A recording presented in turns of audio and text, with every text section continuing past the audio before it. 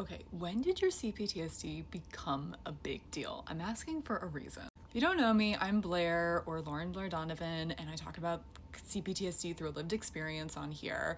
And the other day, I did a post kind of asking what CPTSD took away from you. And a lot of the comments had very specific answers, and a lot of the comments were like, I don't remember a time from before it took anything away from me. And fair enough. I kind of think that there's two schools of thought, right?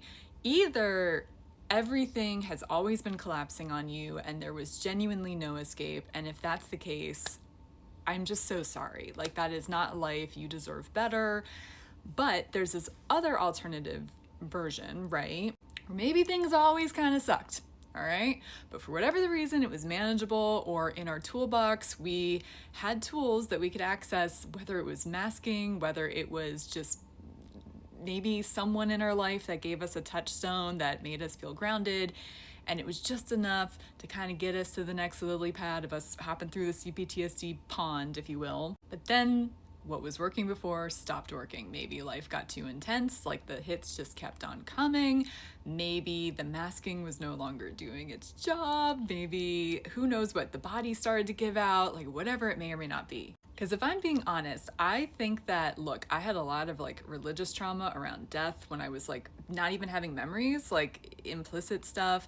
I had an alcoholic mom, people kept dying, my immediate family started dying, I've had medical trauma, like it kind of snowballed throughout my life. Like I was sort of functional, but when I look back, ooh, there was a lot of ways that I fell through the cracks, but I would pass for normal, right? But with each life upset and trauma, like I took longer and longer to get back up on my feet. Like after I had a failed heart procedure about 10 years ago, around the time, well, some other stuff was going on with me, another story for another time, it took well over a year to even be remotely functional. Like it was bad. And then my mom passed away 7 months after I moved to Los Angeles, where I didn't really know anyone, and it was just so overwhelming, and I kind of powered my way through it in my defense. But oh boy, my emotions, my depression, my anxiety, anger, an emotion I usually suppress, was just getting higher and higher and higher on the Richter scale, if you will.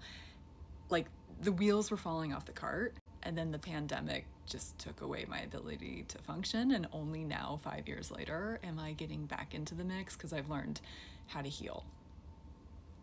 You know, I think all stories are valid because if you're in pain, you're in pain. Your pain is your own. But when I was talking about what CPTSD took away from you, I meant like really anything in general. It could have been a normal life, but it also could have been, when did it become a severe case? Because I think I've had it my whole life, but it became severe sometime in the neighborhood of like 5 to 7 years ago, depending on when we're counting. Let me know in the comments, and as always, I'm rooting for you.